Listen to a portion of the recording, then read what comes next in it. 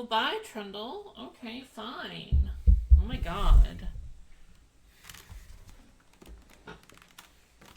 Hell forfend my daughter. Stay with me while I'm streaming. Oh my god. Ugh. Ugh! What has this contraption got itself contrapted upon? There we go. There we go.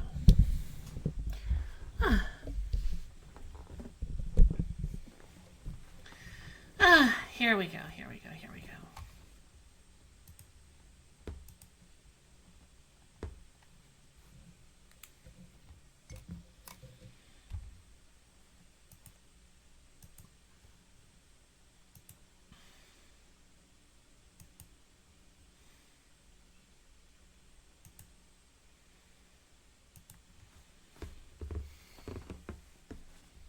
Fun.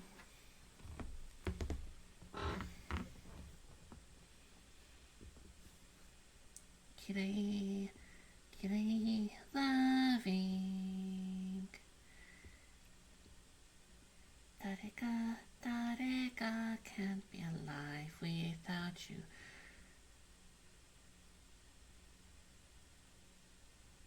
どうしてなぜかしら Why do I miss you a lot forever? 知らないわそんな魔法思い出伝えたら壊れちゃうあなたとは違うから人の心までに簡単盗まないで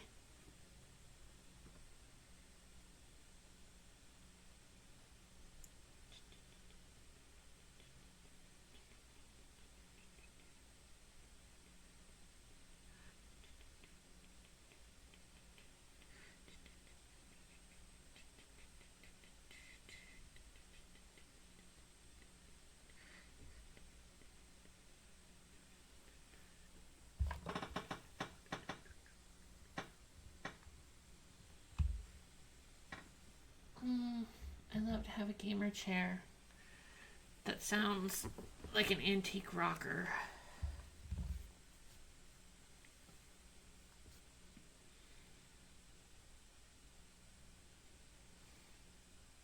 And not Mick Jagger. Not Mick Jagger. Not that kind of antique rocker.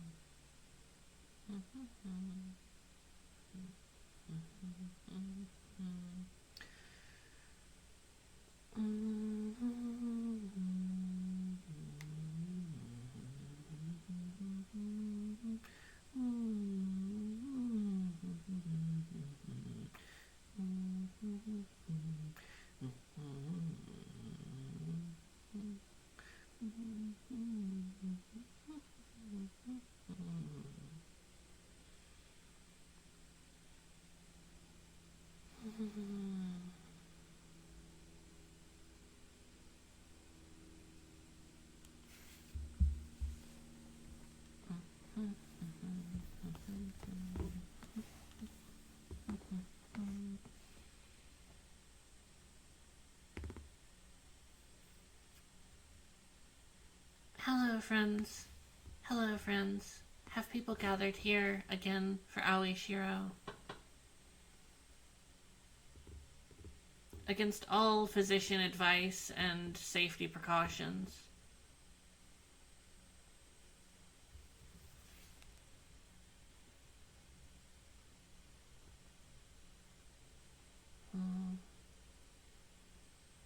It has been 5,441 days since the last Yuri vampirism incident. Lappy, hello. Lappy, welcome. I'm very glad that you were able to make it right at the start here. Yes, I hope work has not been too strenuous for you. Well, I hope that you got good rest from the agonies. I'll go ahead and start, and then perhaps Sarah will be here shortly, along with everyone else, and if not, then they can pick up the VOD. But as we all might remember last time, we found a girl who was washed up from the shore, and she did not wake up at all. She's got pure white hair, and Shoko thought for some reason that she looked a little bit like the spirit of the Tsubaki forest, like the ever-blooming Tsubaki tree that she saw the previous night, who she also later went on to suspect perhaps was the demon from the story that her teacher told on the bus ride in, partly because this person had such a striking figure, but also because she was missing or had her left eye closed, and in the story, the ox demon had its left eye shot out by the great warrior who defeated it. Now, the important thing to remember, though, is that Shoko this entire time has been fighting off a weird sense of deja vu. And so because she keeps having this weird sense of deja vu, this feeling of being like suffocated in water, almost drowned, she calls her grandpa because she feels like it can't be possible that she just would not remember almost drowning. But actually, it turns out that is exactly the case. Her grandfather very brusquely tells her that, in fact, years ago, so Shoko grew up only with her grandparents and her older sister. Her parents, I believe, died when she was very young, and so when her grandmother died, she was grief-stricken. And her older sister took her on this, like, grand tour of the highways and, like, roadways of Japan. They basically drove as far south as the road system will take you without having to, like, hop on a ferry. And so, they ended up at this island, at Urashima, again, and when they got there, there was some sort of freak accident. Both of them ended up in the water, and Shoko washed ashore after almost drowning, and her sister has never been seen again since that time. And the incident was apparently so traumatic to her, she kind of forgot that she had ever been down here to this specific island. But it triggers the memory that, yes, this island, where they are at right now, for their Kendo Club training camp.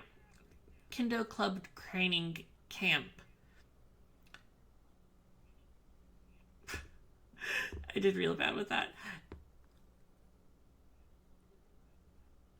She realizes that she has been here before in the past, in fact, and this is not deja vu, these are her memories surfacing. A few other things happen.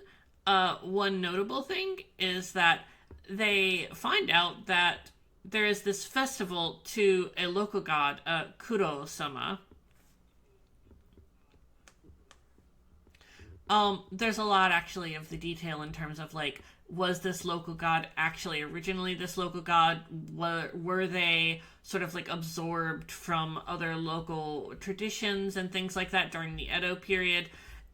Anyhow, what happens is there's this other island, I believe it's Urasaka, that you can reach only when there's like a super low tide and there are these like stones that emerge from the ocean that you can then hop over, also called the Oni's stepping stones, because of course they're like way too big for a human person to actually transverse on their own.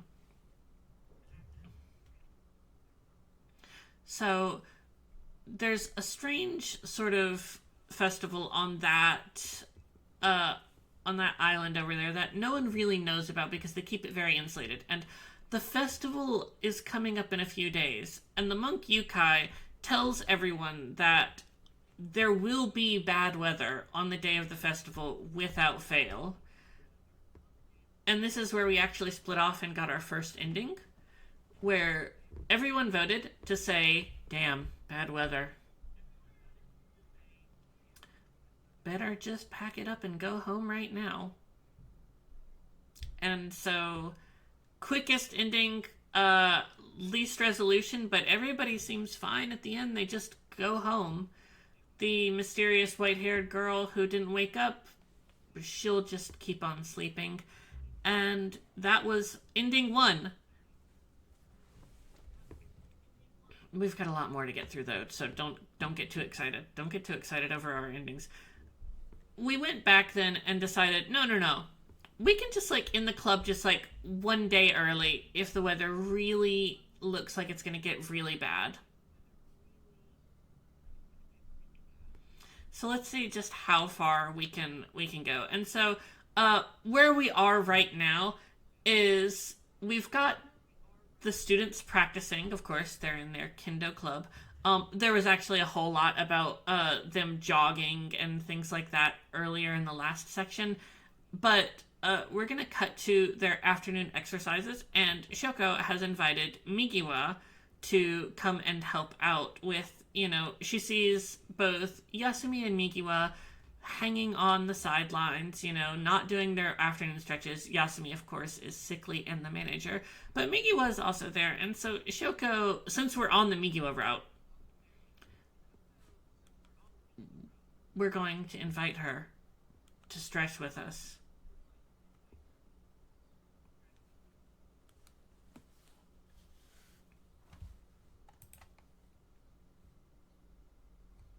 Now, is the audio coming through for you all right?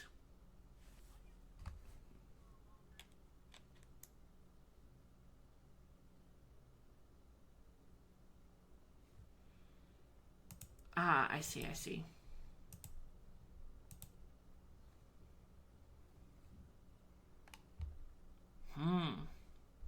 Let me fix this momentarily. That's not supposed to be a problem. Yes, no, the narration is actually mostly voiced. In fact, I can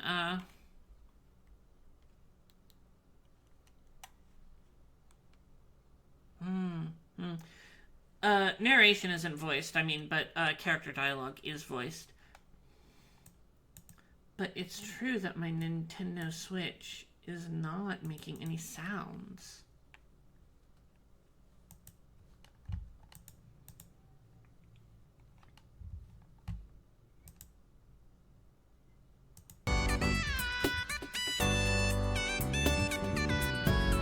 There we go. Just had to turn it off and back on again. It's important because the music, banger.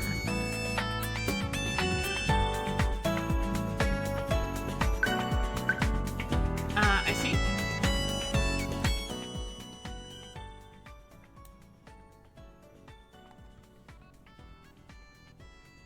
There we are.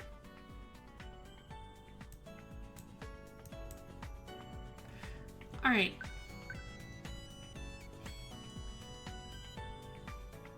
If she's here to watch, she'd be happier actually wielding a bamboo sword.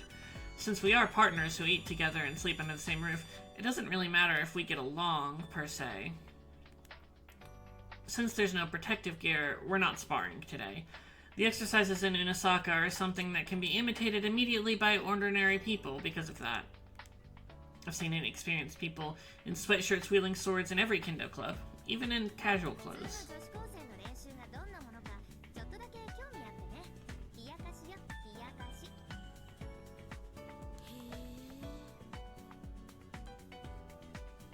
Just as Mikiwa is interested in us, I'm interested in her. Since she said we were ordinary high school girls, she has the sense that she's not an ordinary high school girl about her. Although I don't have my grandfather's keen eye, I can tell by Mikiwa's physique and muscles that she has had plenty of exercise. Yeah, Shoko.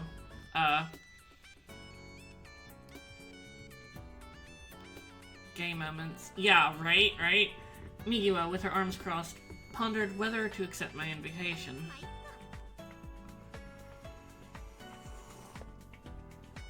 She stretches her arms out as she talks and walks from the shade into the sun. Behind her attitude and words that I have no choice but... Yet another strange sentence has approached us.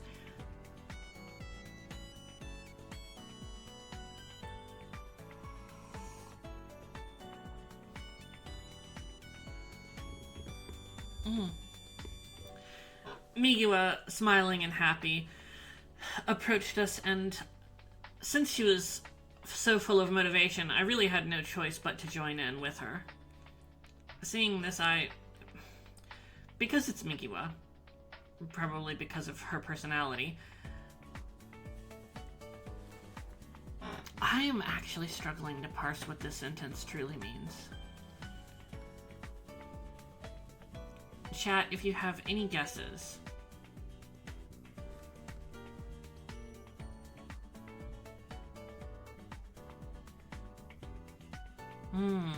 Possibly so.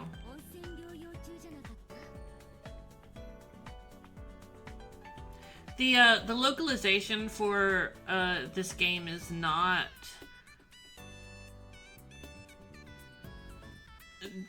They did not give them very much time.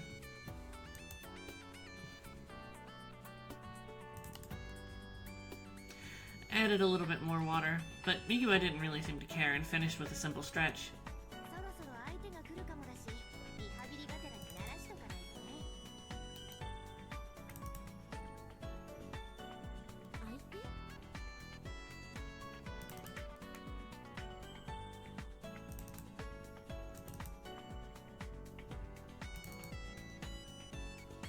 We were only using it to restore our rivalry, but because that made me care about the rivalry she was talking about, I had to wonder what opponent she was talking about. Who is this opponent? Was it the same opponent that brought her the wound that needed to be healed at this day spa?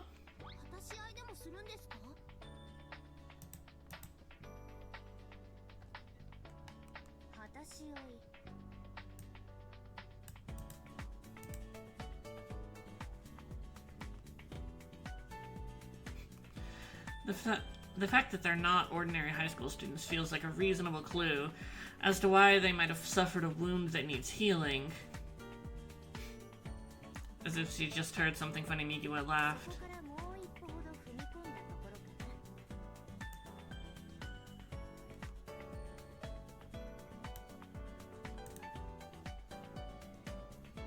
No, I don't think we've seen her wound, Lappy, but it's been mentioned a couple times. The only color in her pupils is the cold color of her shining eyes. Wait, no, did I? Okay.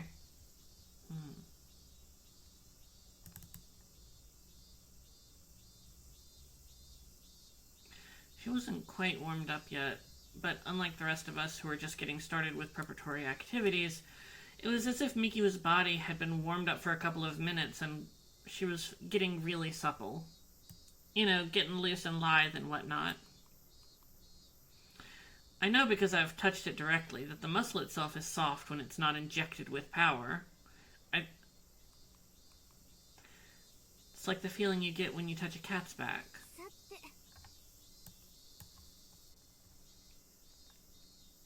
Okay, Shoko. Mikiwa, who had a spare bamboo sword, waved it in the air with her right hand. Although she's not using a kendo grip or swing, it's still a little sharp. With the right hand, with the left hand, with two hands. As if checking the length and weight of the balance of the object in her hands, she cuts through the air with a nice sound. Right, Laffy?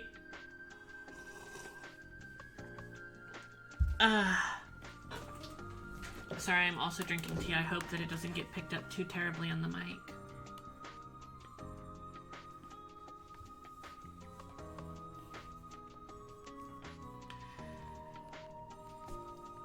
She definitely doesn't look ordinary. Even Momoko, who's a pretty good student, threw her bamboo sword at the very beginning.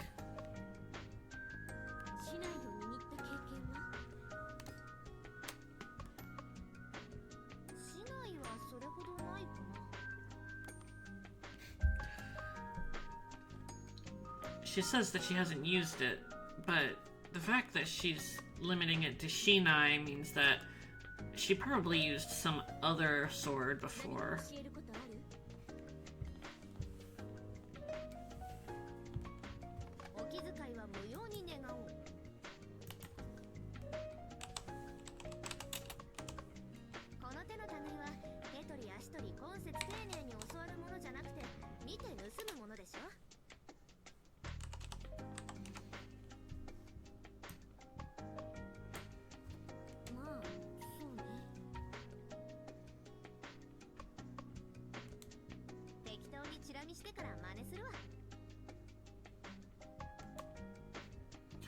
Seems that Migiwa has studied some sort of martial art, and so I can't treat her like an ordinary person or a novice.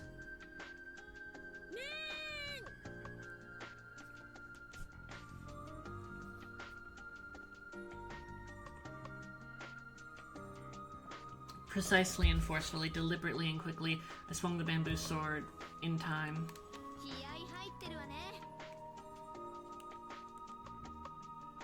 Of course. Beyond the casual look of this frivolous attitude, Migiwa didn't really miss any of my moves, and I could feel her eyes on me. Her eyes were more like those of an unblinking snake than a cat. She kept staring at each of my movements. If she underestimates you here, it's not going to be easy for me to deal with her later.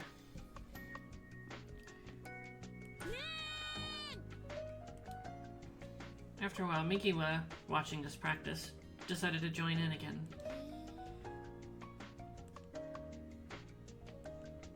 If she really is just watching and learning, then she's an incredibly talented person.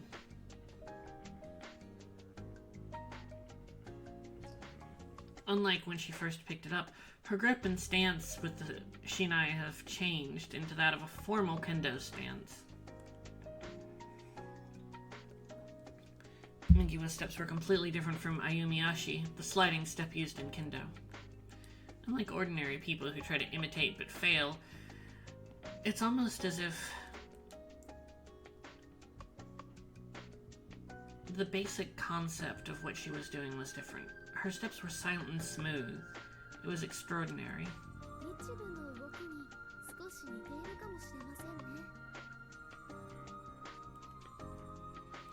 While I'm not quite the same, Aoi Shiro commented on Migiwa's movements. Aoi Shiro is from a rich family. Just as she looks, her mother comes from a family of traditional Japanese dancers. Aoi Shiro herself also practices Japanese dance extracurricularly.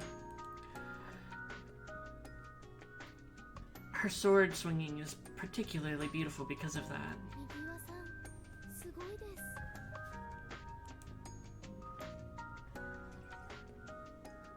Migiwa, enjoying the praise from Aoi Shiro, was also very beautiful in her movement. Her back was straight, not that straight, and she wielded her shinai without wavering. Even if her posture was a little bit skewed, she maintained perfect balance. Smooth, seamless movements, flowing like water, like waves, like the very moment of water cresting at the shore's edge.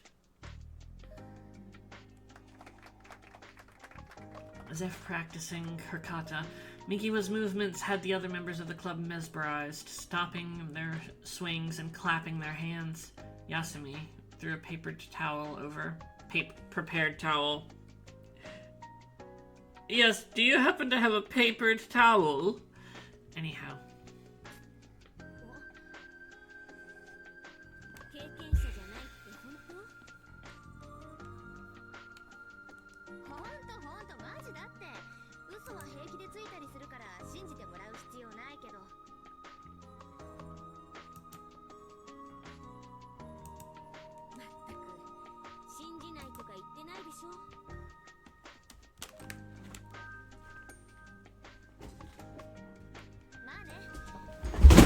Oops.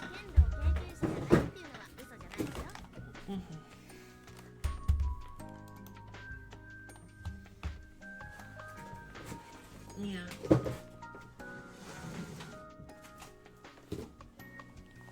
Yeah.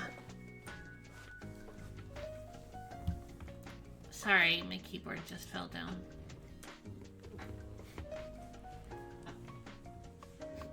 She smiled and closed one eye.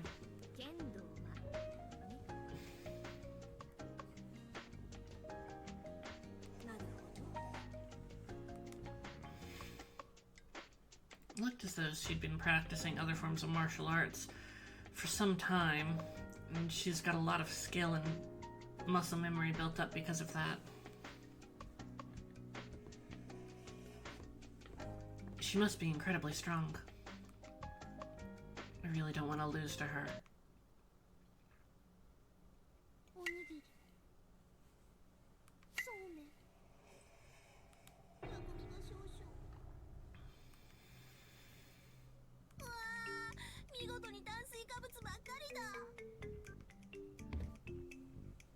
Momoko, confirming the absence of meat in the dishes on the table, let out a moan of distress.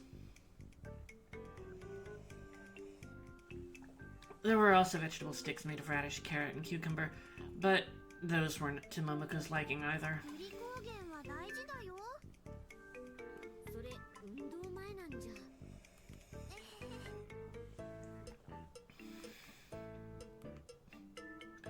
The person who came up with the menu heard me spouting off something with a sheepish smile.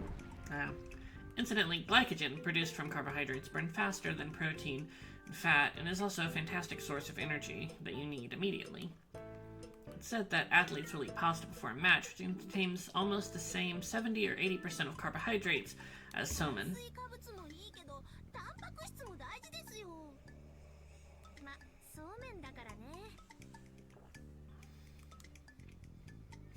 Anyway, our main meal was somen. Each table had a large container for putting the vegetarian noodles in ice water so that several people can eat all of them at the same time. According to Aoi-sensei, the act of eating the same meal with the same partners seems to be yomotsuhegui. Sorry about that. It's scary to think that this is proof of joining a community that's not easy to get rid of and being treated as a meal.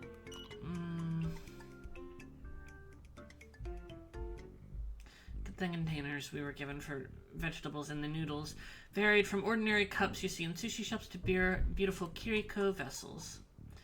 The one that was given to Aoi Shiro was a kiriko.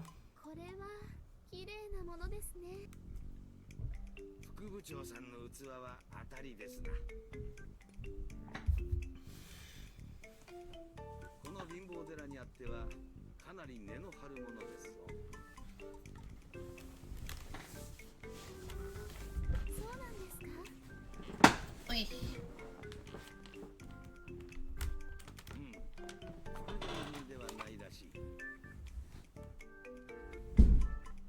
Oh.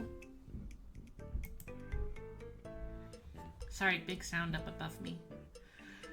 The monk looked a bit proud of himself.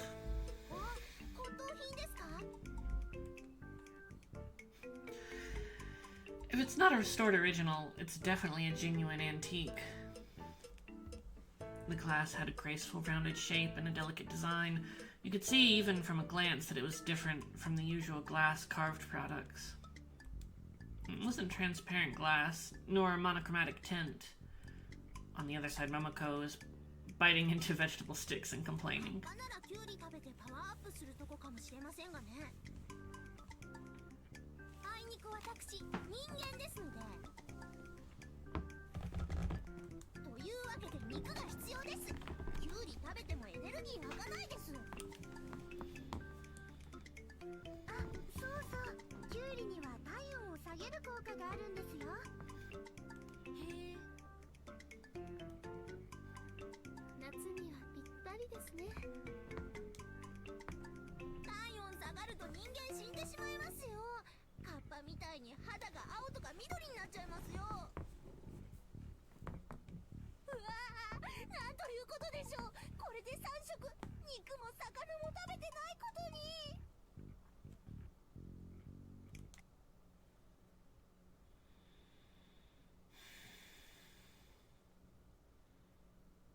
The head that you are holding this time is facing the ceiling.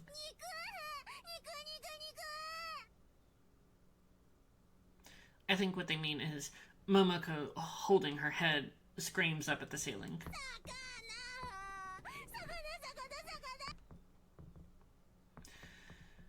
This is the third time Momoko has gone on one of these screaming tears.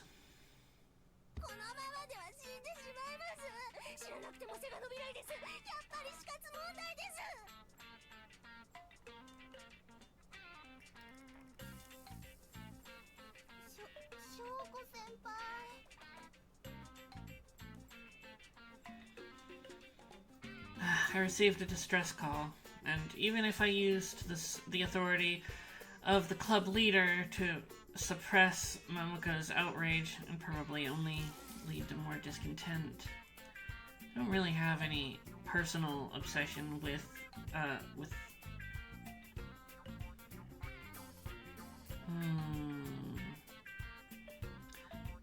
not sure what they mean in this passage.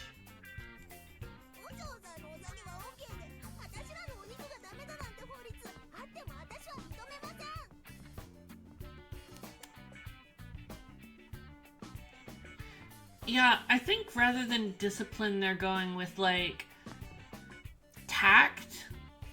Basically, Shoko's saying, like, listen, I really don't have any desire to remain tactful with Momoko, so I'll let Yasumi keep her tactful approach together. I'm just going to, like, be blunt about it.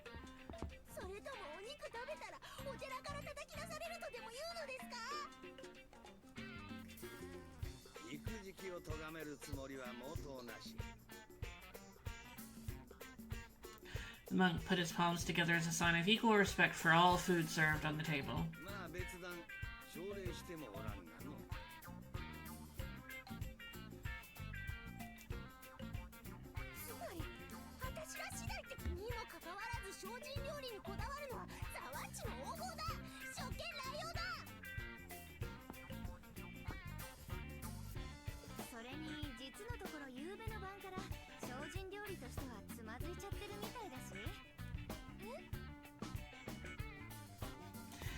Migiwa, sipping her somen broth while watching everything from afar, spoke suddenly. Her remark caught Yasumi by surprise.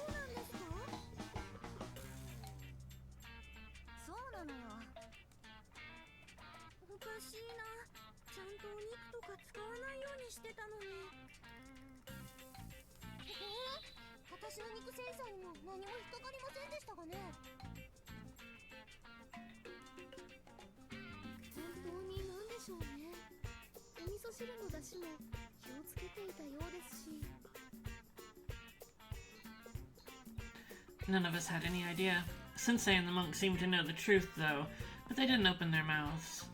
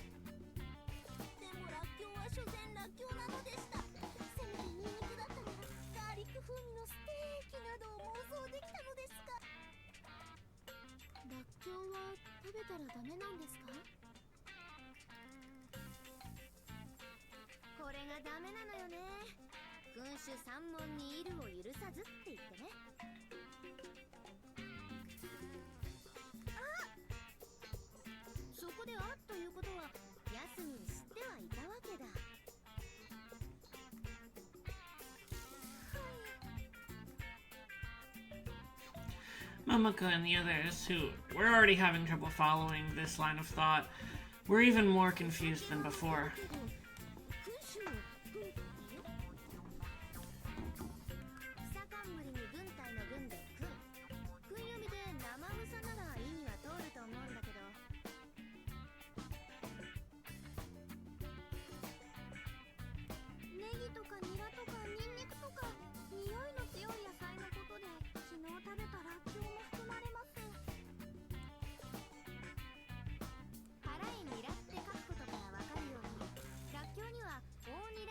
説明があるわけ。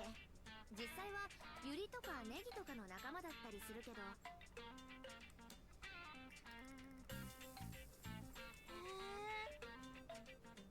れ、君主限定ってことはお肉は普通にいいんですか？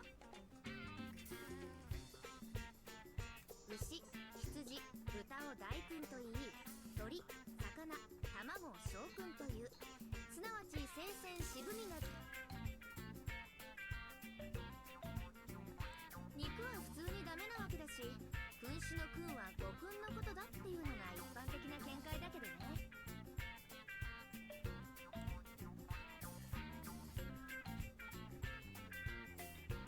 Intriguing. I'm learning so much about the nuances of various sectarian, Buddhist, vegetarian practices. Not really learning anything about the characters or the story, but as we saw last time, it is entirely possible that somewhere in this conversation thread, something is going to pop up that is going to become extremely relevant. Always have to be on your guard with Aoi Shiro.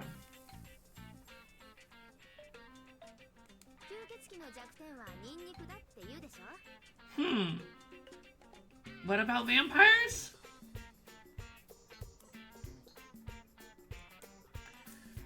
Actually, that would mean that garlic's not all that different than garlic.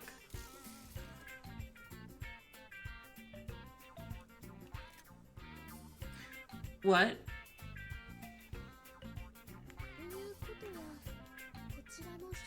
Sorry.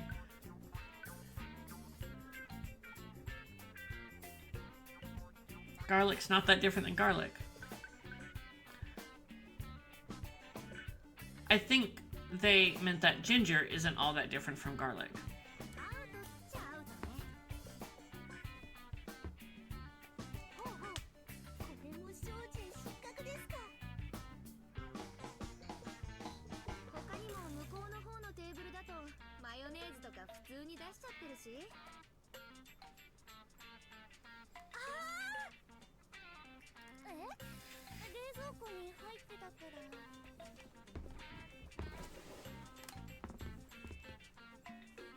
A small plate for miso for the vegetable sticks was also prepared, but I think most kids like mayonnaise more.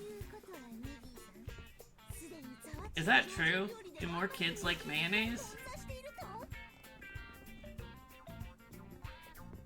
I suppose if they mean QP, I can see that. I always have to remember that usually in visual novels, they're probably eating QP and not like Hellmann's. Although, when I was in high school, I did get charged with being like the younger sibling in like this one-act play where like the younger sibling's whole deal was that he would sit down on the ground and eat mayonnaise by the spoonful while, in between all of his lines. I don't remember anything else about it other than that was so strange to me because I'd avoided mayonnaise as much as possible in my life up until that point.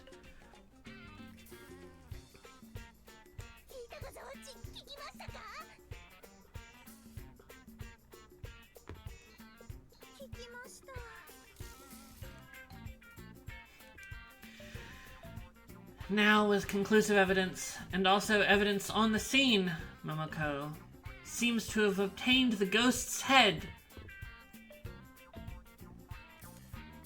Which I believe is idiomatic, meaning that she has closed the case.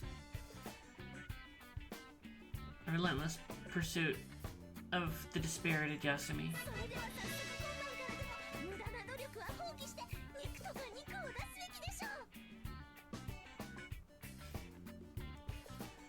I do enjoy Momoko.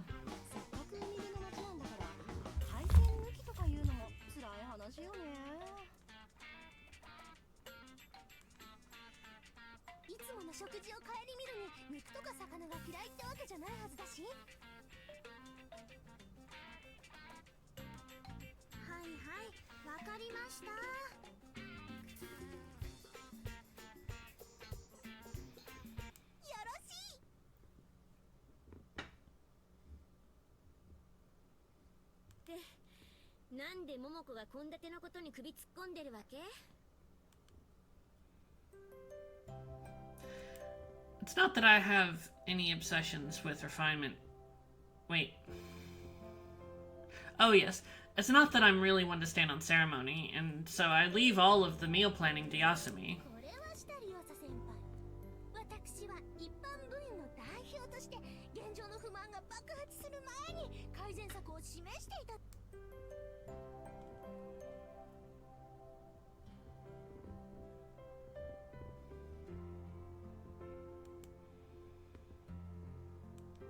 C が9割9分9厘じゃない。ですけど先輩、いくら午後は練習ないとはいえ、お肉食べないと夏バテとか。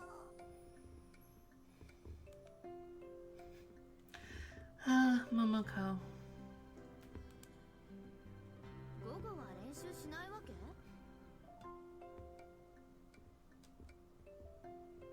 いわゆる強化合宿じゃないからね。道理でのんびりしてるわけだ。屋根のないところで真昼に練習するのは熱射病とか怖いし。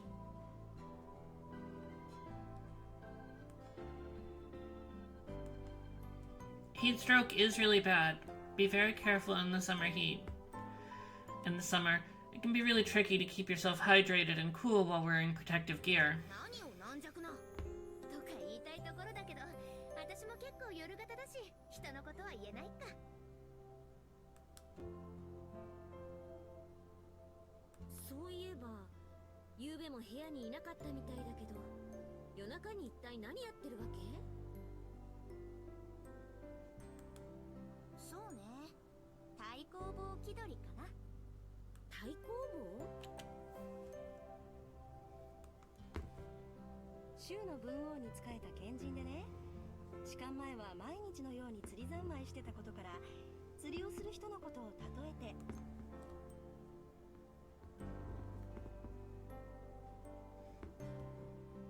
もっとも中国だと下手の横好きな釣り人のことを言うみたいなんだけど。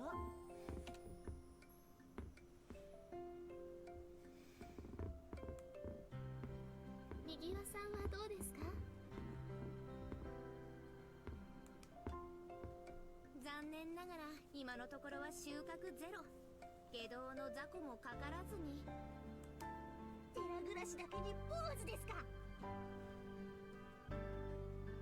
お、うまいね。ま、こればっかりは相手の都合があるわけだし。でしょうな。九郎様の祭りが近づくと浦島では船を出さなくなると話しましたが、そのしきたりがいまだに有効なのには、海が荒れるというのもあるが、魚も取れなくなるとのことじゃ。島の人間は九郎様が供物として食べてしまったと言っておるらしい。Hello, Trundle. Well, come here. Come here, then. Hello, Trundle. Hello, my girl.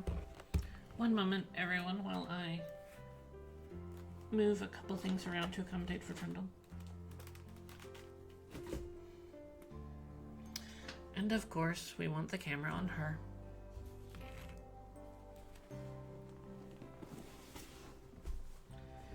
Here you are, my daughter.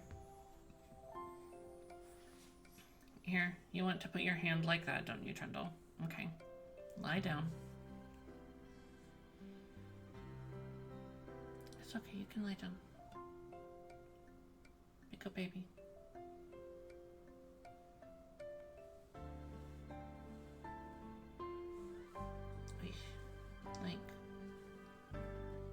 Like so. Okay, I guess you just want to stand here with your paws on the perfect pressure points. Okay. ちなみにこの時期、魚は少々値上がりしますな。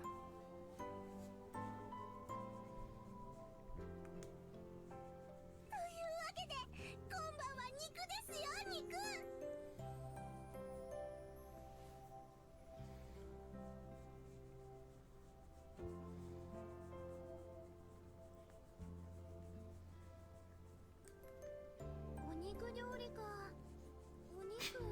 てこ no. ないと。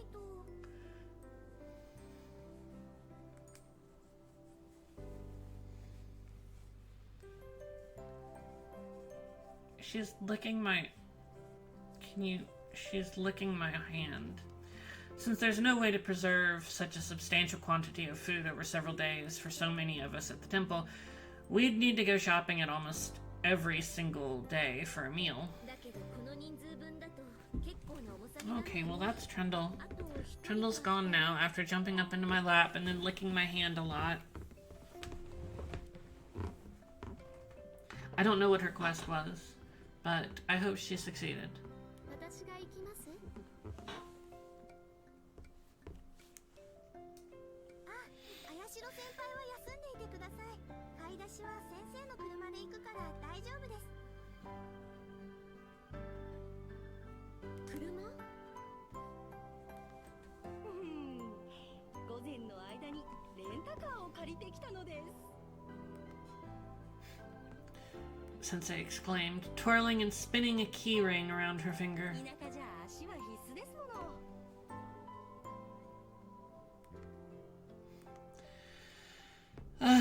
Alright, fine. What am I going to do next?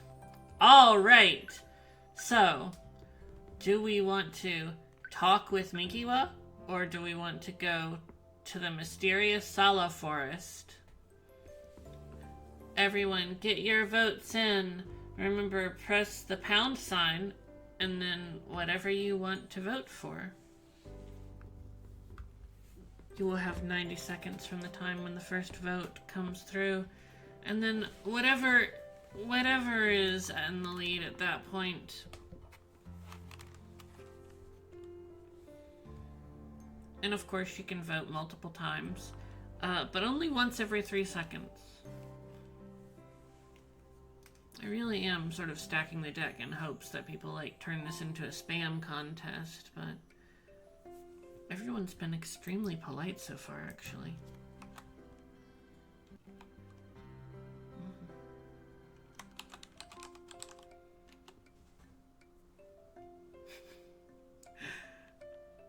Wow. It seems that we're going to the forest of Salaflowers.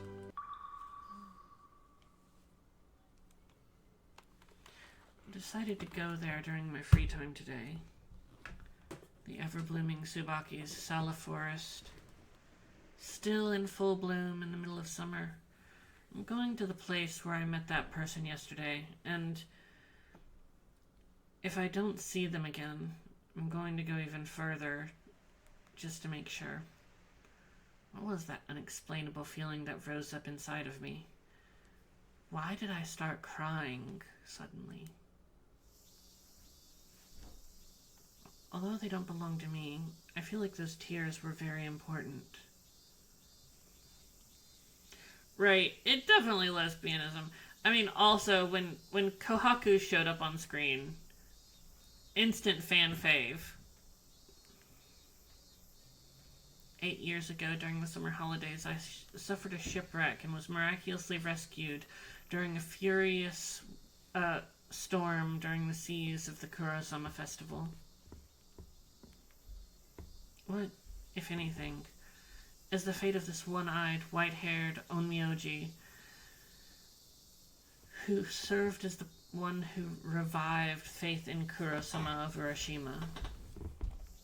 I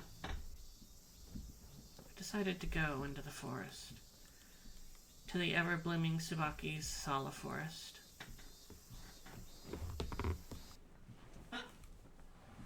There's Mikiwa being grouchy that we didn't do a lesbianism with her.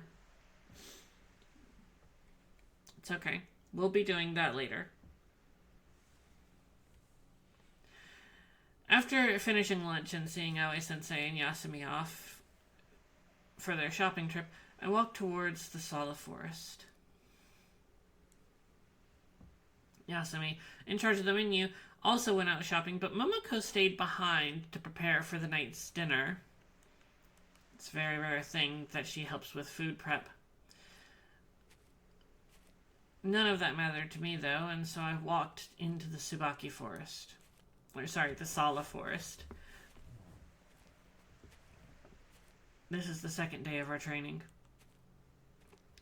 During our free time when the sun's high, this is my first time for entering the Sala Forest during the daylight hours.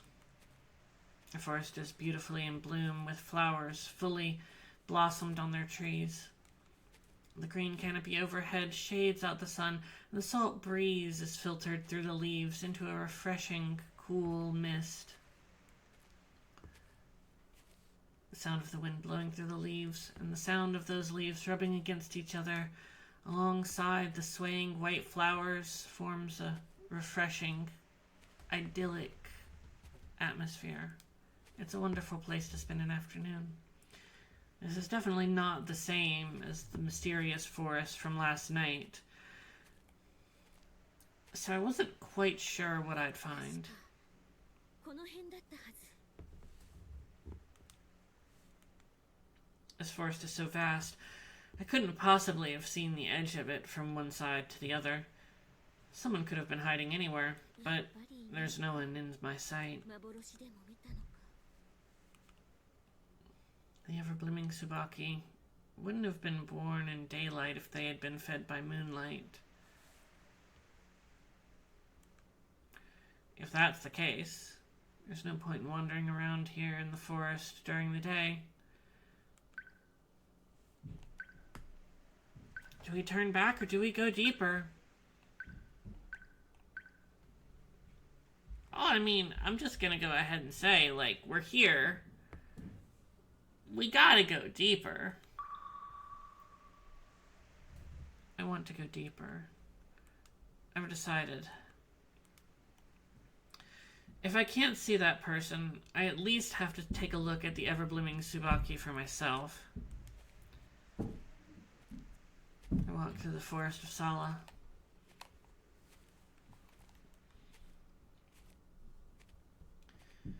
Making my way through the green archways decorated with white flowers, I keep going. And then I see up ahead a place filled with glittering light.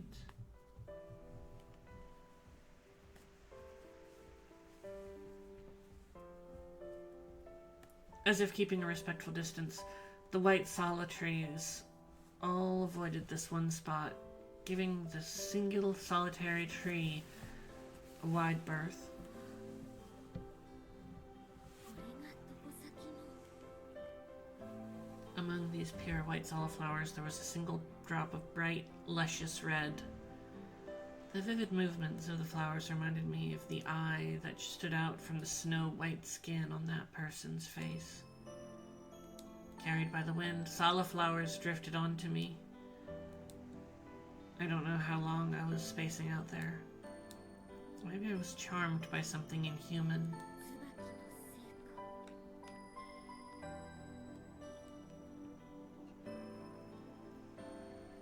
せいか。 I look at the ever-blooming Tsubaki. Even though I got this far, I don't see the spirit of the Tsubaki anywhere. There's nothing more to the forest.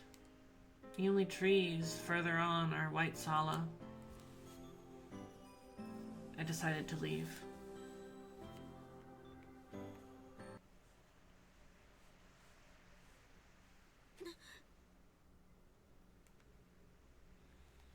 As I walk towards Shoshinji,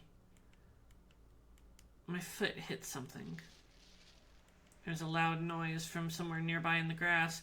It sounded like a mechanism made something clap together like a Naruko, a wooden hand clapper. It scared me. なんでこんなものが。 The Naruko in the glass rang when I tugged on the thin rope hanging from my foot. Someone heard my voice and responded. ああ、大佐先輩が仕掛けを。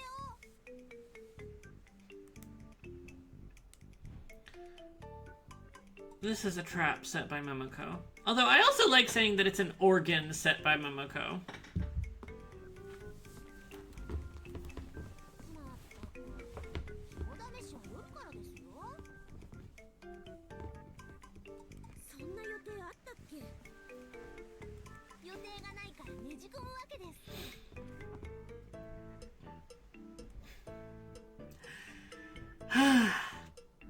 So it seems that there's going to be a test of courage tonight.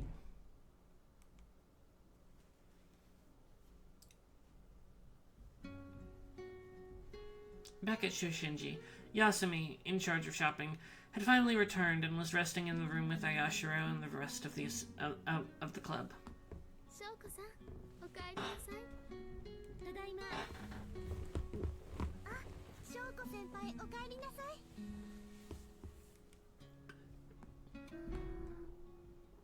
Oh, hi! The small white-haired girl poked her head out from behind Yasumi. Her long, light-colored hair sways gently in the breeze. Last night, while I was busy meeting the spirit of the Tsubaki in the forest of Sala, she apparently washed up on shore on the beach of Unasaka, where Yasumi and Aoi Shiro found her. When I first saw her sleeping face, even though her eyes and nose and mouth weren't quite the same, the color of her hair and skin made me think that she looked a little bit like the spirit of the Tsubaki. When she opens her eyes, though, her hazel eyes resembled the color of the sea. I think you mean blue. Although I wonder if they mean something different by hazel. Completely different from the impression that I'd felt initially. 休み、その子、目を覚ましたの？はい。ちょっと前に目を覚ました。 When they returned from their shopping trip, the girl just woke up and was wandering around. Unlike Yasumi, who was already a little tired, Aoi Shiro looked extremely happy. Yasumi smiled as she stroked the hair of the young girl. 懐かれてるわね。はい。 It looks like an unsilly child, and from her height, she seems to be somewhere between 10 and 12 years old. Yasumi, who's not really particularly strong, probably will get soon of being pestered by a child like that. 発見者だから。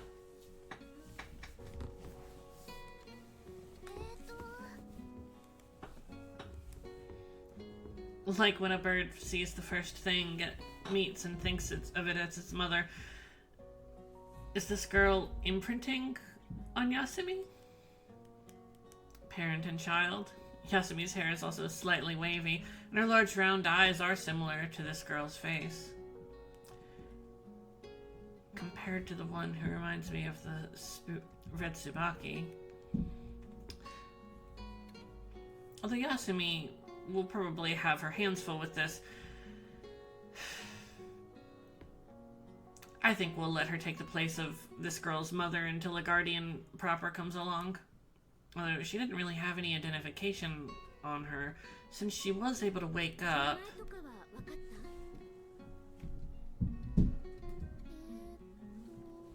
それが。 Yasumi and Aoi Shiro looked at each other for a moment, frowning in distress. そういえばその子。はい。全然喋ってくれないんです。 No name or identity.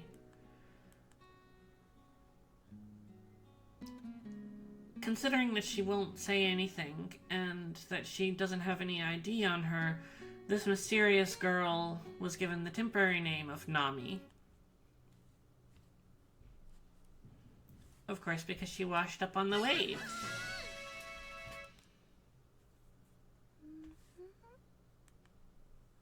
She is cute. She's got a very cute design.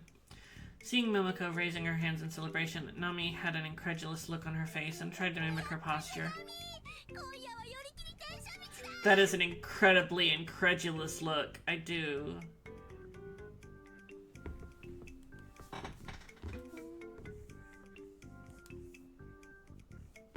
Momoko brought her hands together in a clap as Nami looked at her once again incredulously.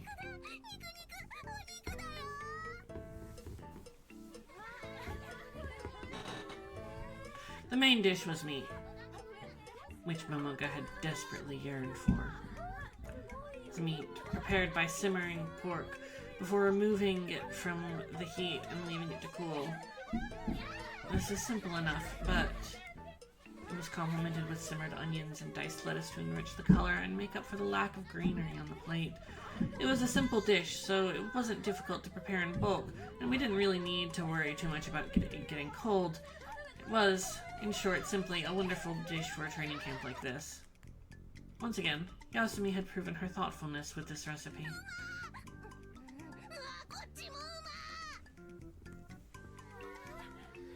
Since the meat didn't require much time to prepare, we spent extra effort on preparing the dipping sauces.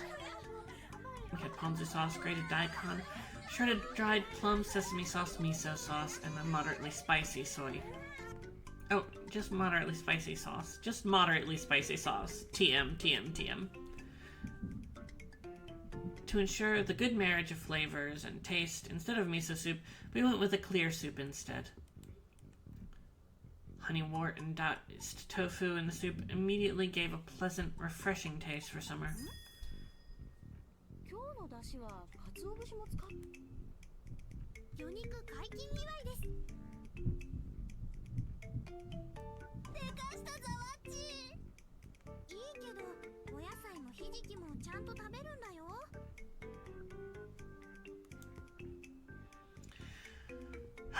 Only the small plates continue in this refined mode, replenishing the iron, calcium, and dietary fiber lacking in the main course. As to be expected of Yasumi, the nutritional balance is also very well carefully planned out.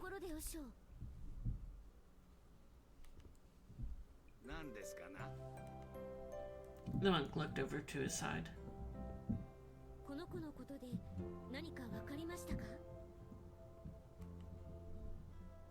Nami was trying her best to put the meat that Yasumi had served her onto small plates into her mouth. Although one of us would try to feed the girl, she was unexpectedly proficient at the use of chopsticks. Wait, I don't know if that should be unexpected. I mean, I suppose she's very mysterious, but like, she's like 12 years old. I would expect 12-year-olds to know how to use the utensils. In fact, she had a very refined way of using chopsticks. As if she had noticed my gaze, Nami suddenly stopped and looked straight at me.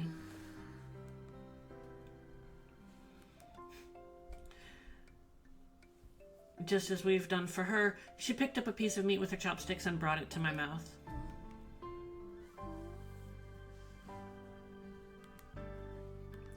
I was just wondering how to respond to this gesture. Nami tilted her head as a way of expressing, "Am I doing this right?"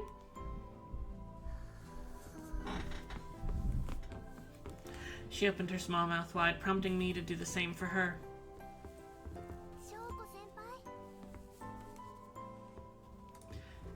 Yasumi urged me in a low voice, so I made up my mind and opened my mouth. Why did I close my eyes when I opened my mouth? And even though I had my eyes closed, I could feel everyone's gaze on me. As Nami's hand came slowly towards my mouth, for some reason, it felt as if time had stopped. I could feel my cheeks flushing and getting hotter. The edge of the cold pork brushed against my lips like a tickle before ending up in my mouth. I closed my mouth gently, and Nami withdrew her chopsticks. That was extremely detailed. Wonder what that could imply. Nami stared at me as I chewed the meat in my mouth.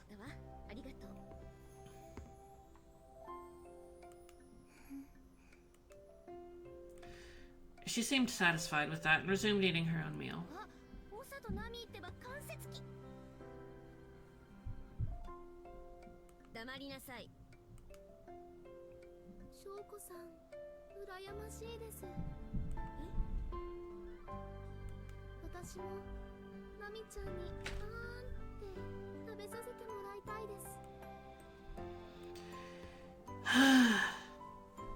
I was surprised to hear Aoi Shiro say such a thing.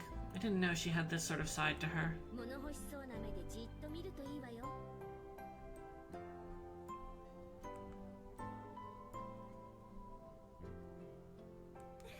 That said, I don't remember having looked at her like that. 何？合宿だと普段は見られない面が見られて、それがなんだか嬉しくって。確かにね。 Since this wasn't an intensive training camp, I suppose it had that sort of feature of letting us see different sides of one another. ところで休み、もう体の方はいいの？はい、もうすっかり良くなりました。 Since she was able to go out shopping without any incident and cook dinner afterwards, she must have gotten over her... Oh, I didn't mention this previously, but Yasumi and Aoi Shiro both woke up feeling very unwell in the morning. And that was like two weeks ago that we were at that part, but important continuity notes for Yuri reasons. というわけで、肉も食べましたし、ザワッチも回復したようですので、予定通り結婚します。 Momoko, my dear child. 肝試しを行い、姫先輩が見たという幽霊の実在を確かめるのです。 Hearing Momoko's declaration, part of the cloud clapped their hands. Oh, but that was it. Gently swaying. A tiny flame glowing in the dark, swaying gently in the wind. As the candle's flames flickered and swayed, so did the shadows of everyone sitting in the circle. This place, now, is only lit by a few candles placed in the center of the floor. The elongated shadows cast by the low light, the front of which melts into the darkness where the light can't reach. It's not everyone's room, nor a large room, but rather the center of the temple, a very wide place, where just a few candles like this couldn't possibly light up every corner. This is the main hall of Shoshinji. According to Momoko, this is the perfect time and place to tell a ghost story as the preparatory event for the test of courage. Since this isn't a Hyakumonogatari, Hyakumonogatari is 100 stories. It's, if you've heard of the thingy where you tell 100 ghost stories and the idea is that you blow out candles as you do each one, and at the last one, then it's spooky ghost time at the last candle blowing out. There's lots of really cool different iterations of the 100 stories, and things that reference that. Anyway, we will not be blowing out the ghost stories we will not be blowing out the candles after telling our ghost stories. And we will just be telling all of our own stories in order. じゃあ次は桜井さんの番ね。私、自信がないんですけど。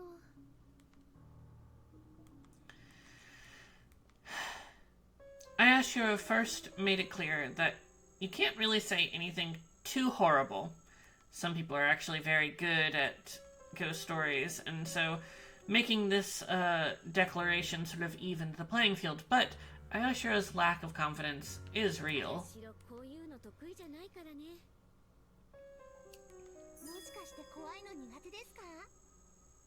苦手というか、得意じゃないです。 It does look like more of a dislike of horror than a lack of skill in storytelling, but let's give her a break in this case. うちのザワッチは見た目に反してそっち方面意外と強かったりしますよ。結構怖い本とかも読んだりするんで。 What kind of scary books have you been reading, Yasumi? がついたりするとびっくりしちゃってダメですけど。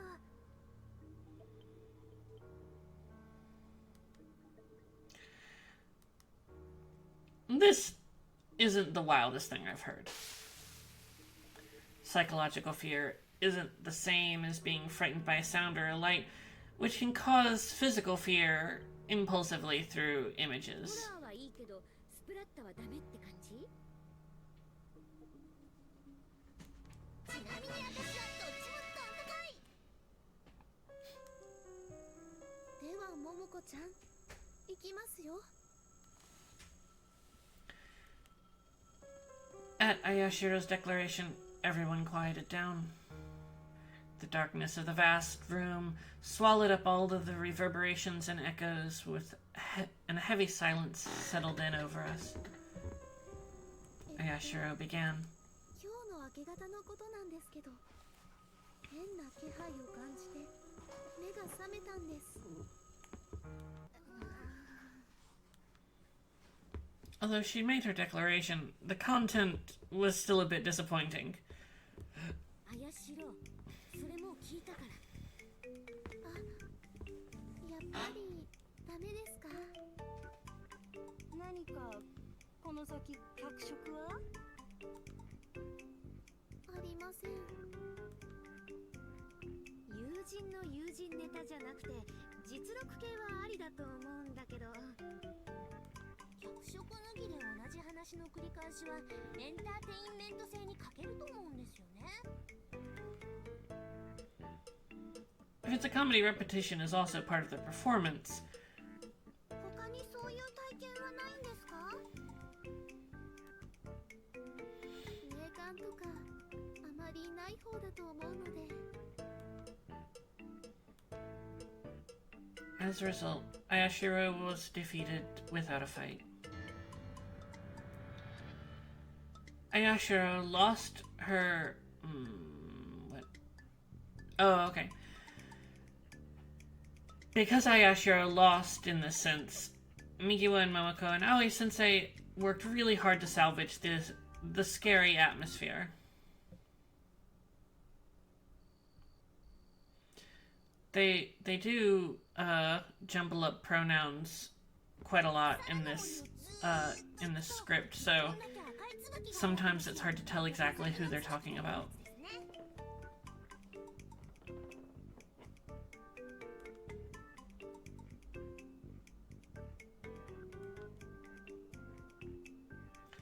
Momoko, who proposed and planned this test of courage, also acted as its host. その木の根元にジュースの箱を置いてきたので、それを取ってきてください。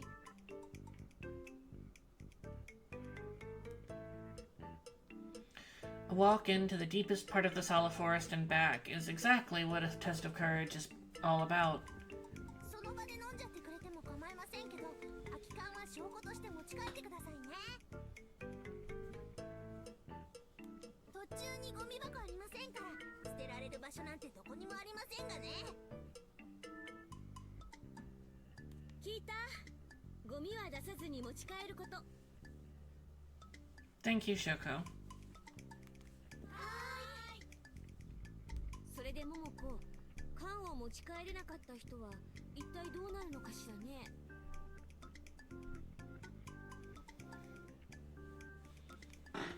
それは後ほどしかるべき罰ゲームなどを用意しようと思ってますが、今のところは未定です。だって。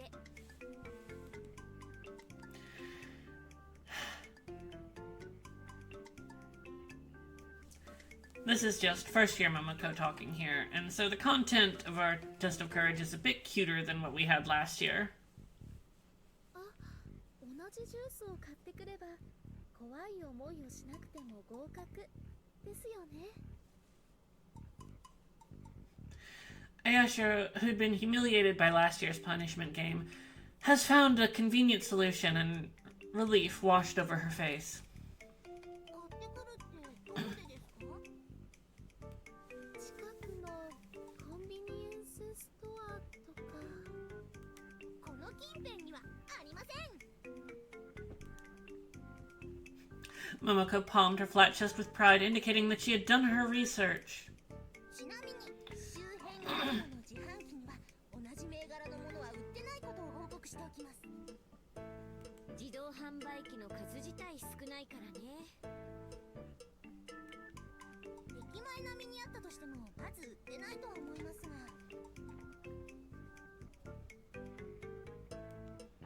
はい、これが見本です。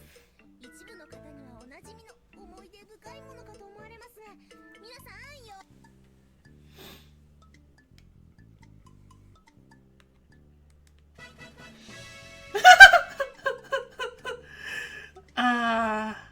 I wasn't expecting that for some reason.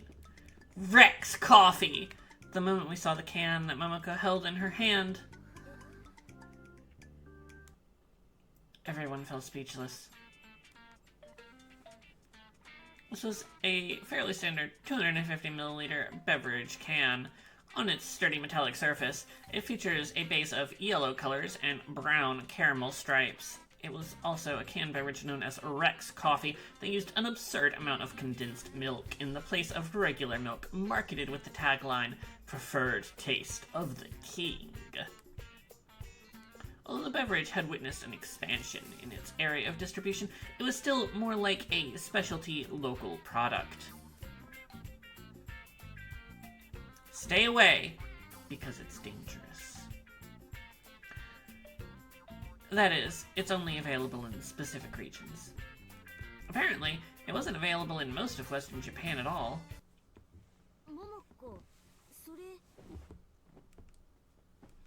According to Momoko, this drink isn't available in Osaka, so why does she have it here?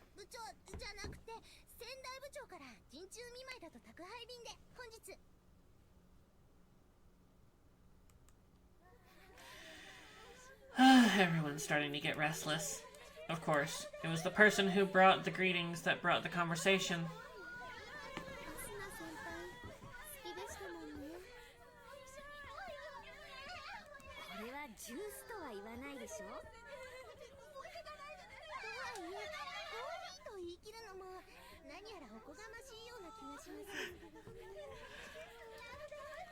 I couldn't blame her after all.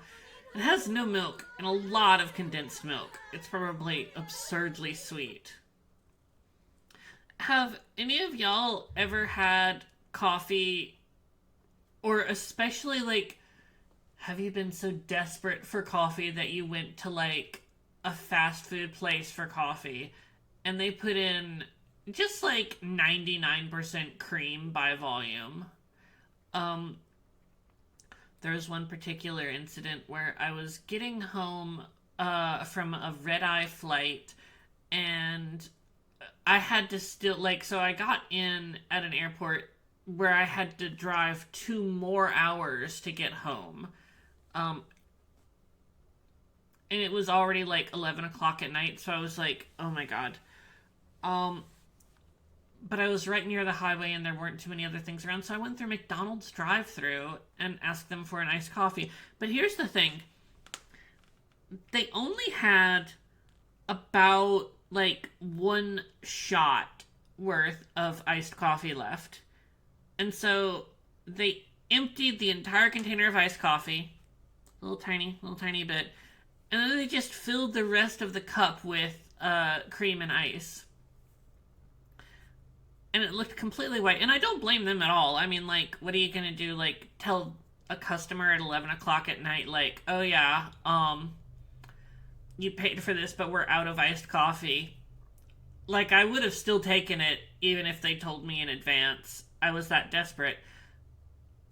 It was a challenging beverage to drink. I imagine that this Rex coffee is similar. Even though I could see the reasoning behind Asuna-senpai's argument, when you're, this drink is simply too sweet to be considered coffee. I think it cut off part there, but I think her argument is generally, when you're tired from working out, you really want to drink something really sweet, right?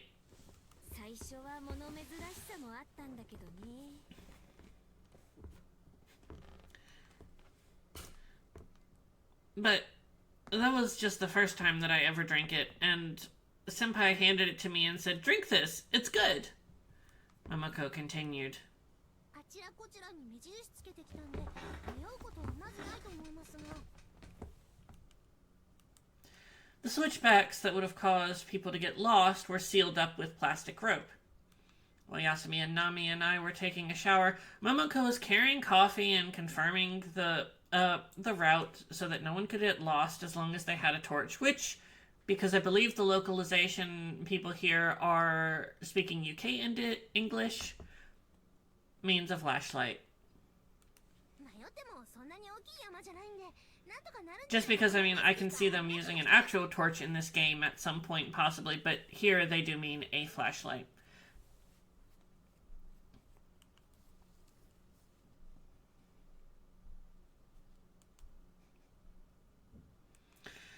After her presentation, it was time to decide on who would group up with who to go into the forest.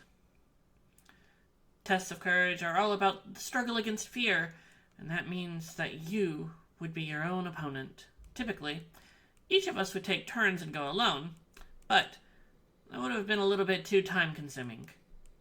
Furthermore, even though we were in close proximity to Shoshinji, it would still be too dangerous for young girls like us to wander around in the dark forest alone at night. There were some of us also still too scared to go alone, and so, in the end, to resolve all of these quandaries, we decided to form pairs. Yes, well, she doesn't know that her sister died here. Her sister went missing here.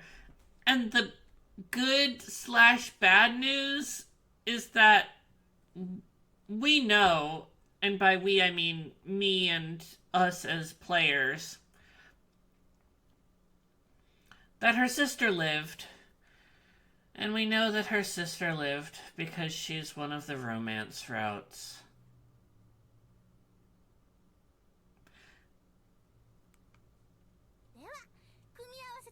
Yeah. Like I said, I have a complicated history with Aoi Shiro.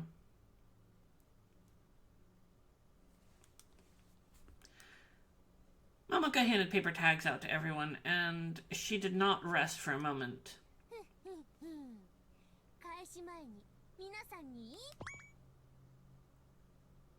She raised her hand, not holding a tag at all, high into the air.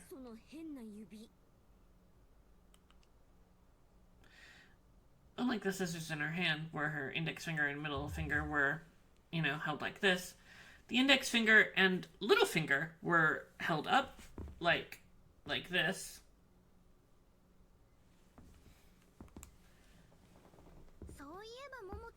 Yes, indeed.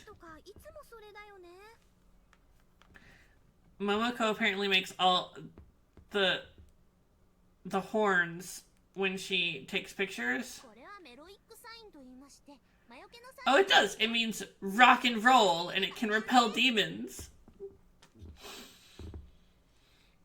Momoko is my precious daughter. It seems to be an Italian demon removal gesture. What? What?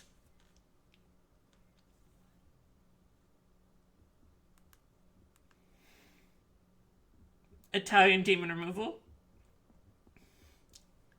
That means rock and roll. Momoko usually only seems to use the 3-finger version with the thumbs up, but today she introduced the classic 2-finger version.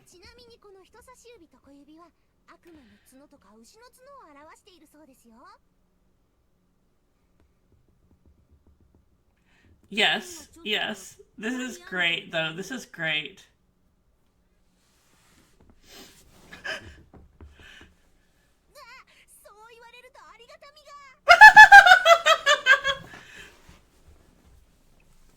Momoko looks a little bit frustrated. After I said that it was a little bit strange for a photo shoot... for a photo? Oh, yes. So, for photos to take care of and get rid of demons, when photography was first introduced, it was suspected that it could suck your soul out or something like that. Could be that people who didn't really understand that the Tokugawa shogunate had ended would be surprised by a photo. 次は And Ishoka's saying that because Kohaku, when we saw her before, asked if Tokugawa was still the shogun. Momoko arrived just in time and was about to draw lots for everyone. There were very few tags left in her hand. まあまあとりあえず引いてくださて All right. So, are we going to choose this or that or this? Please use 1, 2, or 3. Yes. Don't worry. セーブするファイルは選んで I need to make a special save セ here ーブするファイルは選んで for no particular reason. All right. I'll give everyone about, I'll say another 30 seconds.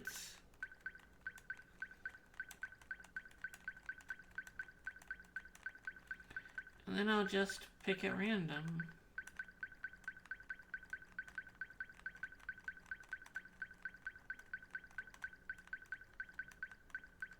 Number 3.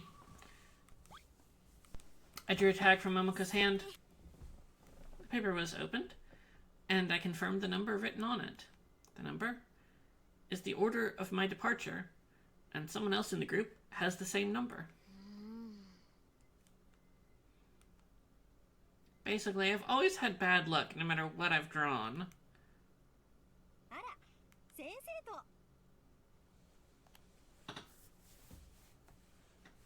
参加してたんですか仲間外れは嫌ですもの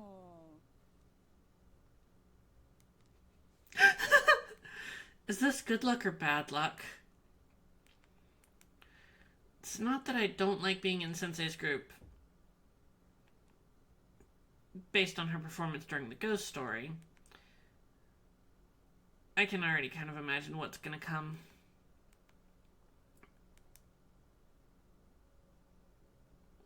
そういえば殺牛祭神なんだけどねはい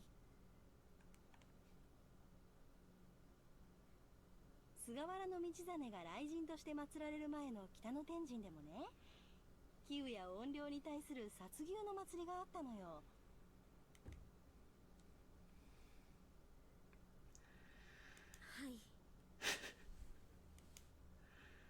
Ah, Shoko.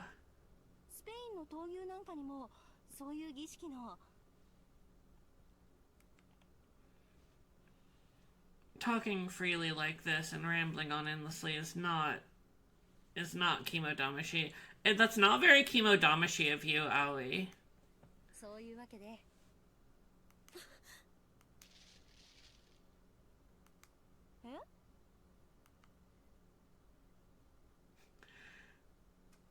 She's so eager to talk and info dump that she doesn't really even notice the traps that Momoko has set. And so, Sensei looks very happy, so it doesn't really matter.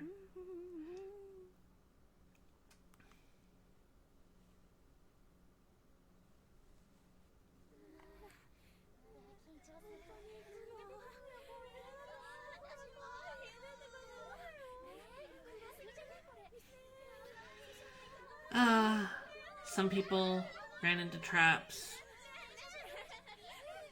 including large monkeys, 2 red ghosts in flames, several other things, and then all went well, and the night was over. Although, I think so. It seems that someone left their wallet in the middle of the trail. 私が行ってみてくるわ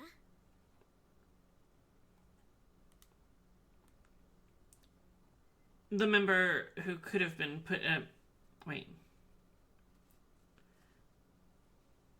In the urchin group? I don't know necessarily what they mean by that. But basically, the member who lost it said that it was fine to just leave it there and then they'd go look for it in the morning. But your student ID card is very important. And also, there are banknotes and there's a paper loyalty card. Probably to like a frozen yogurt place. So it'd be a problem if it got wet and damaged due to the morning dew. Shoko is like... she's such a dork. I really do appreciate that she is a protagonist who is like... she's definitely got more sort of definite personality than a general, like, dating sim protagonist. And, like, there are a lot of times where they sort of, like, draw back and let her be a projection screen. But she's definitely got, like, a very clear sort of, like, mode of doing things. Since that student didn't leave the route, it'll probably be easy to go back and forth and just see it, even if I don't wait till morning. いいわ。何かの際に役立つ木刀は一本きりしかないわけだし。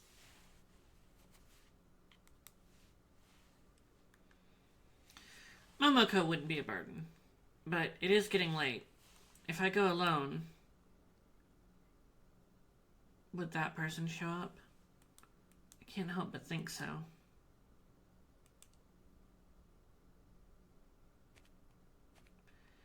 Heading into the forest of salaflowers. With a flashlight in my right hand and a kumochi in my left, I moved somewhat quickly across the path. I walked it last night, and I've walked it just now, and by now I've walked it many times. Since the road's one that I'm already familiar with, I don't really feel the sense of perspective. Shining my flashlight at my feet, I focused on the area where Momoko had set traps, looking for the lost wallet. To lose your wallet in such a place is more careless than timid. No, it probably was because of her cowardice that Momoko's trap scared her and she lost her wallet in the first place.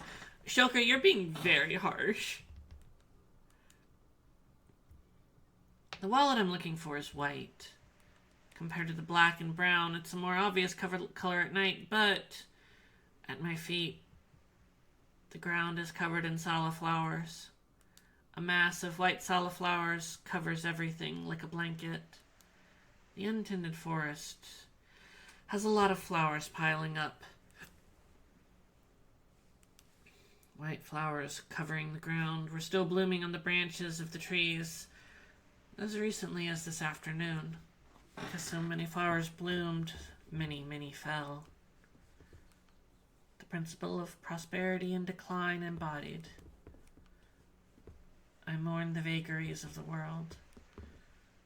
While sensing that it would be very difficult to find her wallet if it fell into a white flower pile, suddenly, the trees in the forest rang. Is this one of Momoko's traps? I don't remember what sort of mechanism I just stepped on.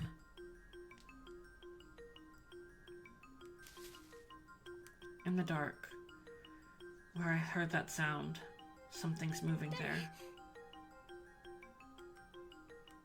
In the shadow of a tree in the distance, there's something in the form of a human. It wasn't very tall, probably shorter than Nami even. If they were wild monkeys, they would probably be considered pretty large, but to say that this was a monkey... The figure looked like it almost had two horns, like the horns of an oni.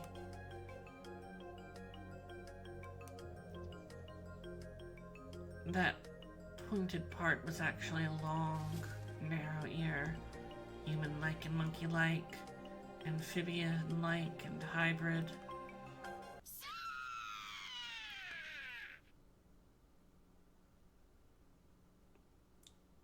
Is it reflecting the light from the flashlight in its eyes, or are they glowing red all on their own? Like a moth flying towards the flame, it approached me. Like fleas, they jumped in my direction.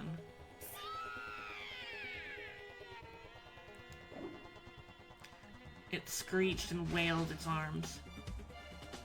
I moved my body to the side and did my best to avoid it.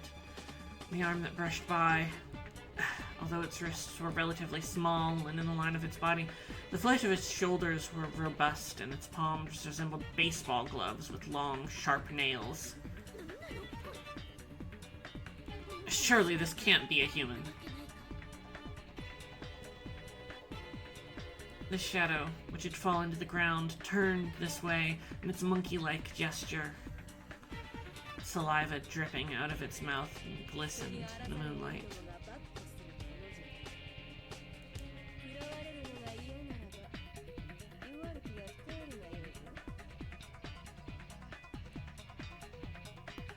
Is this what that person was talking about when she talked about evil spirits? Damn, I can't do that math problem.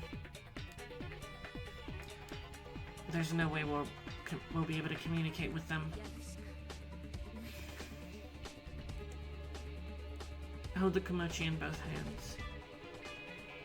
The light from the flashlight that fell to the ground illuminated a place beyond what I expected it to. But there's plenty of moonlight. Between the leaves of the trees and the forest, there's no problem getting a clear view from here. Despite the situation, I was unexpectedly calm. That person. Perhaps because I want to acknowledge in my mind that this person was simply, well, not simply a non-human entity.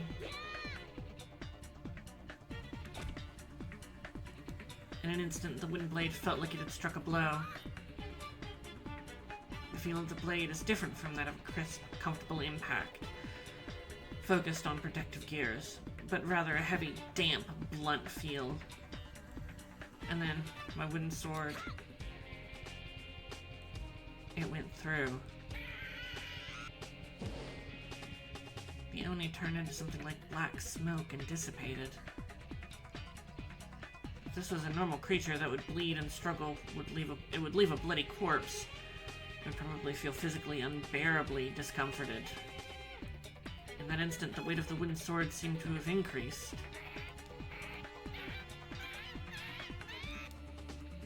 I noticed a large number of red dots of light approaching from the darkness of the forest, and then I was pushed to the brink of extinction.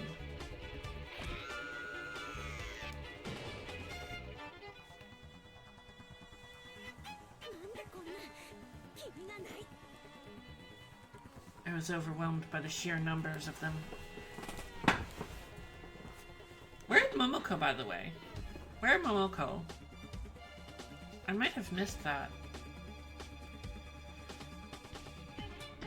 I hope she's okay. Although they didn't seem to have any concept of cooperation or coordination.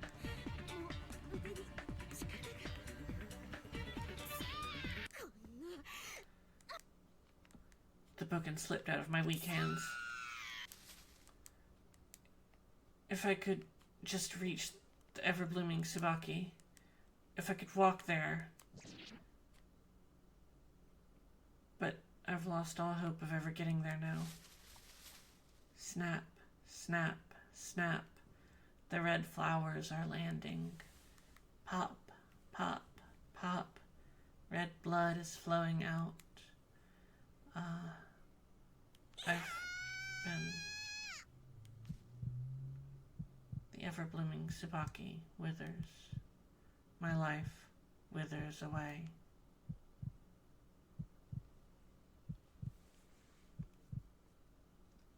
Well, we got our next ending. Now, if you might be wondering why I made this this safety save here.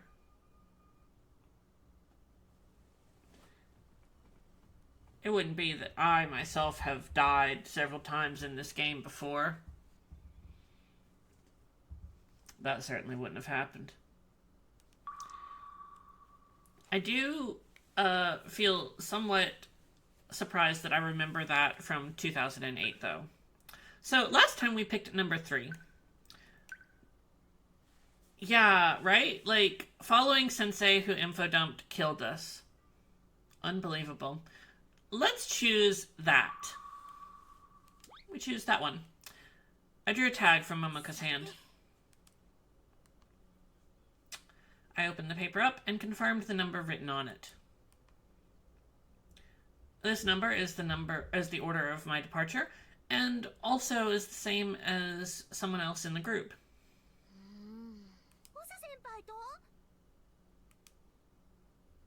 Momoko!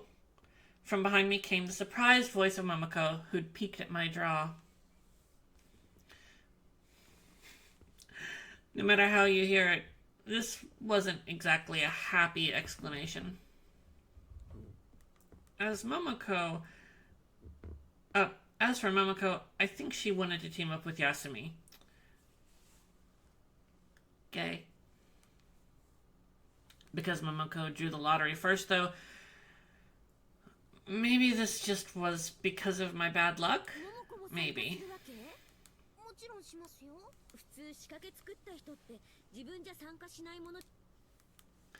Asuna, who set up the traps last year, seemed to have been running around trying to capture the scared members on camera, so she didn't actually take part herself.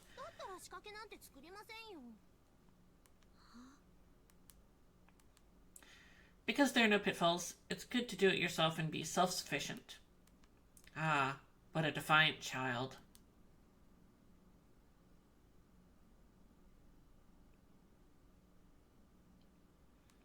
The traps that Momoko made were, in a way, pretty effective.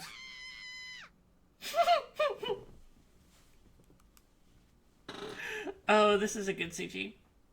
Because even the person who made the traps was very shocked.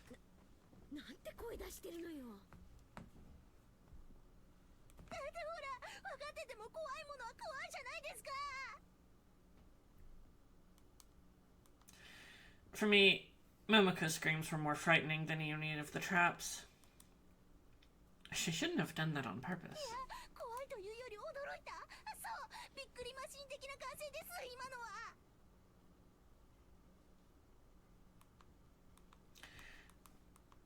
She does seem genuinely scared. No, maybe intimidated.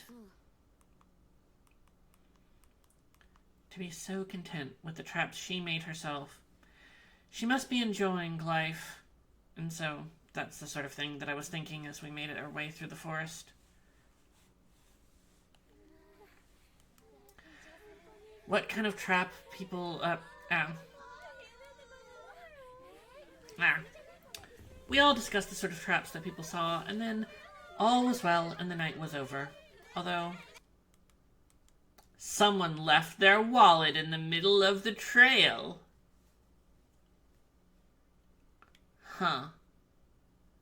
Wonder what's gonna happen there.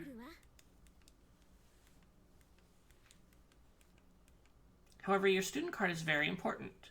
And there are also banknotes and a paper loyalty card inside. And so it would be very bad if it was ruined by the morning dew. Now,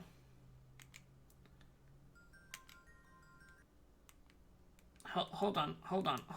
How do I... Okay, whew. There we go.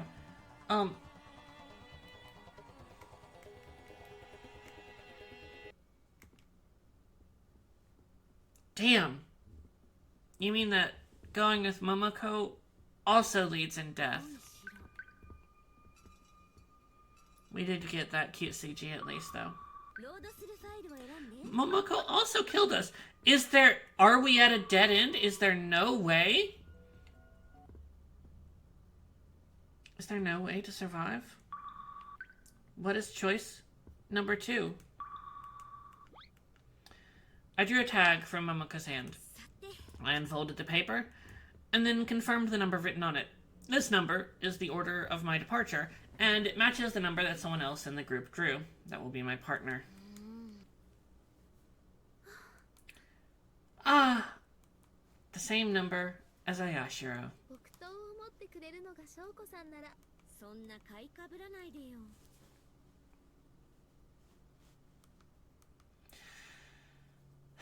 People often overestimate me, so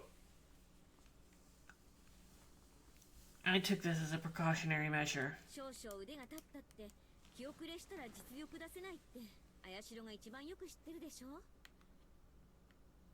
耳が痛いです。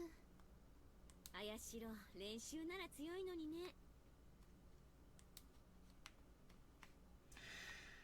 Aoi Shiro, who stays true to the basics, is very strong in practice, but has never won a match because of her weak character. I think what they mean is that she gets anxious during matches. 皆さん、ペアのどちらかは携帯電話持ってますよね。 While we were talking, the rest of the group decided on the order and how they would like to be divided and paired off. ペア以外の人の番号短縮登録してあります？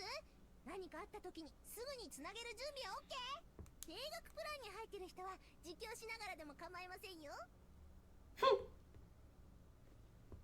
むしろわざと怖がりまくって後続車を。 And so began the test of courage, as arranged by Momoko. The two of us, Aoi Shiro and I, walked through the forest at night. White flowers fell on the ground like a carpet as we walked through the forest of Sala. Aoi Shiro, even before entering the Sala forest, she was frightened by the cemetery on the way. As she entered the forest, she looked a little bit more relaxed. あやしろ。はい。落ち着いた。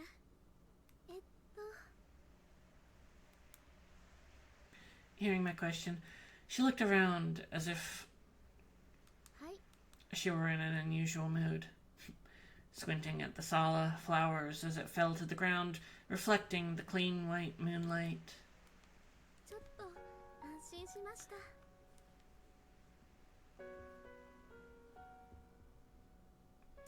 Feels like it's been a long time since I've had such a leisurely conversation with someone. We're in the same club. I'm the captain and she's the vice captain, so there should be plenty of time for us to talk. The first time we met was... It was just in time for the peach blossom seasons, and the cherry blossoms hadn't bloomed yet. But Aoi Shiro and I had a sakura saku. This is the first time when the list of eligible club members is published. According to the captain of the previous generation, are you guys having peach fever? Which had become a staple. I don't know exactly what this means. We're not only in the same school and the same grade, but we also sat next to each other in the classroom. 確かにね。 Aoi Shiro, who's looking forward to residential life, probably really wanted to be wants a roommate as well. So I think it was mentioned in the very first session that Aoi Shiro, actually, so like most of the people at their school live on campus in dormitories. But I believe Aoi Shiro commutes because she's like from a wealthy family, so they like drive her in every morning. But she actually really did want to like live in the dorms. Aoi Shiro seemed to have noticed something and raised her head.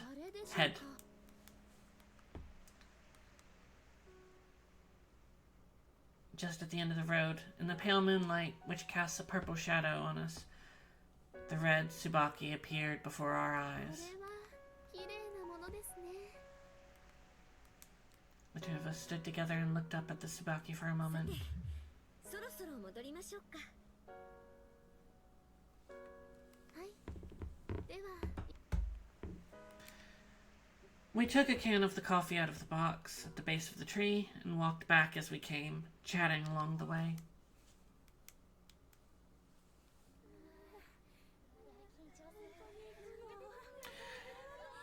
Everyone started talking about what sort of traps they saw, some people mentioning what they saw live over the phone, others discussing large monkeys in the shadows, and some people talking about seeing two red ghosts wreathed in flames. Then, all was well and the night was over for the test of courage. Except, someone left their wallet in the middle of the trail. 私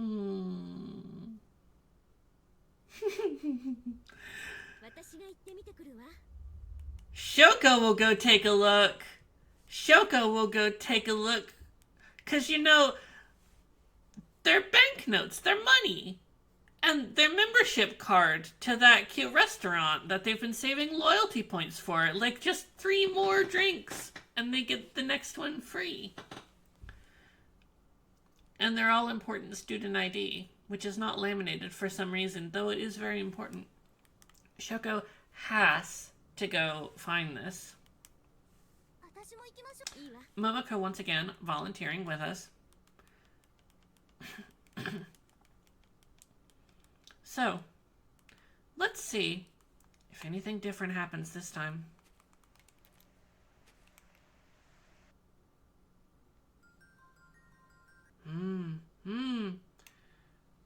This does seem rough. Huh. This is bad. You know? Seems like we've hit a dead end. Aoi Shiro.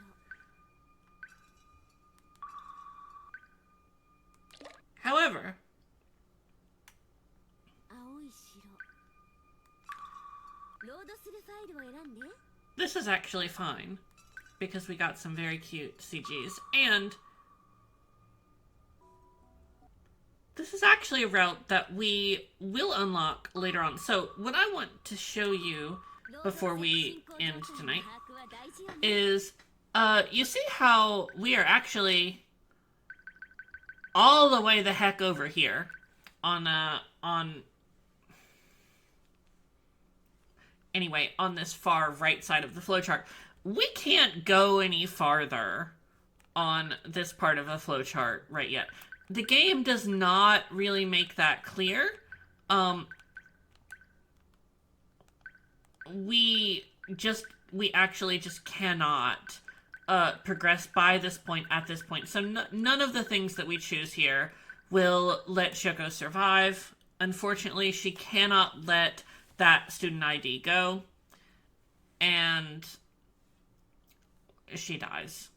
So, in order to counter this, we have... Yes, exactly. Where is this? How... There we go. This flowchart has the weirdest way of moving around. We need to go back further, because we've hit ourselves at an impasse. So, going to the Sala Forest was what put us on this path. So,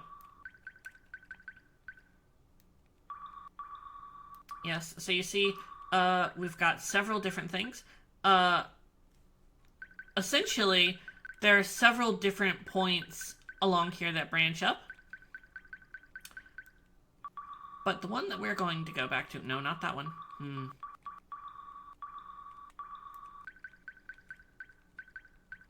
Right here.